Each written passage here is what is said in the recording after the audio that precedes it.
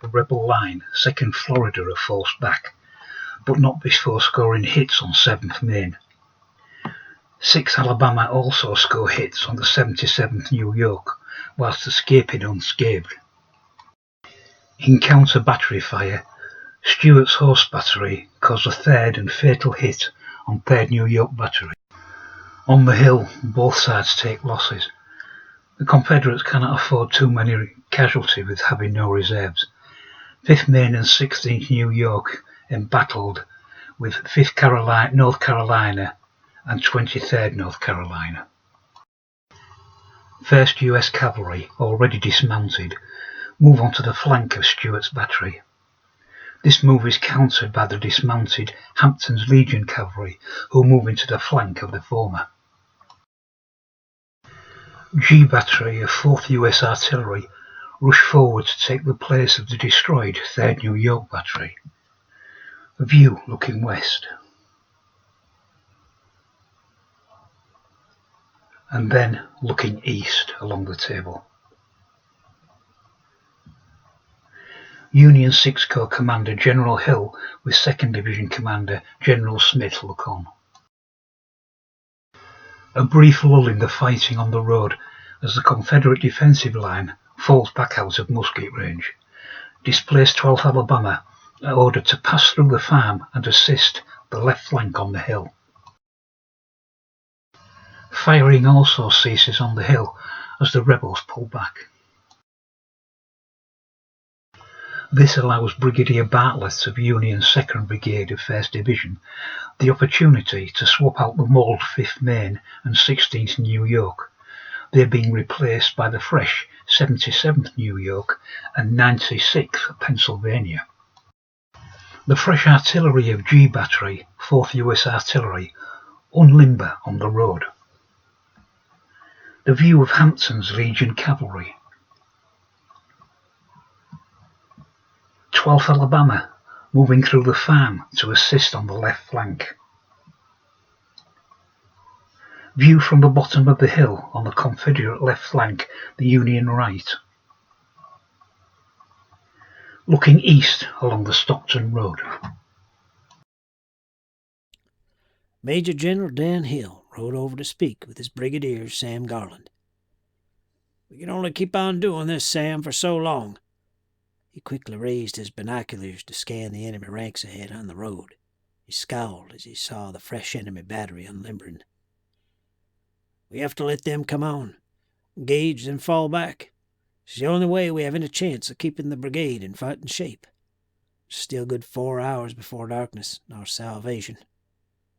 Sam nodded in agreement. "The boys are doing well, sir, but we just don't have enough of them to hold off a reinforced division." He glanced back along the road to the east. "The job is not going to get any easier, sir, as we pull back. Our right flank is protected by the steep hill, but our left will be wide open." "We can only do our best, Sam. I'll send a messenger to Crow Bridge, explain the situation here, and advise them to start the withdrawal. Fall back through Stockton, Clanfield.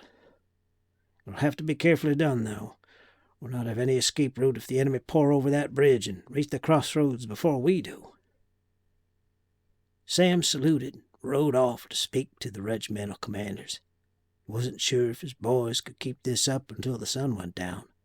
Crow Bridge Crossroads, still 8 miles away.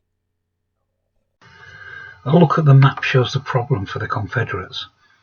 The lower slopes of both the Chalk Heights to the north and Gordon's Mount to the south swing away to open up into a large valley floor. Once in the open land, it would be virtually impossible to hold the Union division. The brigade holding Crow Bridge have been issued orders to start a slow withdrawal and head south, either straight across the crossroads onto the Clanfield Road or through Stockton and continue south on the East Road. Fighting resumes after the brief interlude on the main road. So too on the hill. Only now 2 fresh Union regiments are in the line. The other 2 regiments, weakened but not shattered, join with the dismounted cavalry to seek a way around the flank of the hill. 12th Alabama continue their march to support the left flank. 49th and 77th New York continue in a musketry duel with 2nd Florida and 6th Alabama, all taking casualties. However, Stuart's horse battery is finally destroyed. General Hill's force now only has a single battery of guns remaining, Bondurant's battery.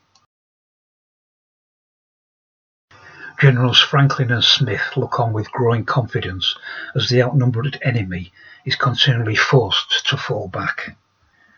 Looking east along the Stockton Road. Heavy fighting can be seen on the road as 5th Maine and 16th New York move to outflank the rebels holding the hill. View from the Meon Road.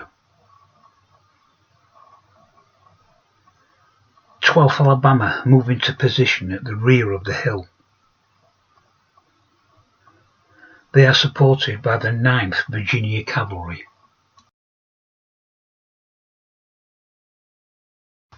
An overhead shot from behind the Confederate positions. The same again, but this time from the Union perspective. Sir, may I suggest that I stay here with the forces currently engaged, and you take the remainder and hightail it east to join the brigade pulling back from Crow Bridge. General Dan Hill knew exactly what Sam was suggesting. Sacrifice himself and half his brigade to allow the remainder to escape. Mighty noble, Sam. Not that I would expect any less from a man like you. But even if I did as you suggest, who's to say I could eventually defeat this enemy corps? Sam grinned. Well, if anyone can, it's you, sir. If you reunite with the other brigade and fall back south, there's a number of good places to hold up a larger force. Dan had to admit that Sam was right. If they all stayed, then they would eventually die or surrender. He doubted he could defeat the enemy, but he could at least make their job a whole lot more difficult and painful. He thrust out his hand and shook the hand of his friend. Good luck, Sam. We'll meet again in hell or the Union prison camp.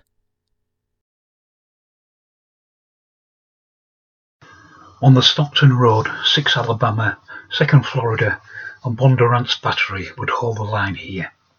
On the hill, 5th and 23rd North Carolina, with help from Hampton's Legion Cavalry and 9th Virginia Cavalry, would hold the left. General Hill leads the 24th 13th Virginia, with 12th Alabama joining from the left and 2nd Mississippi from the right.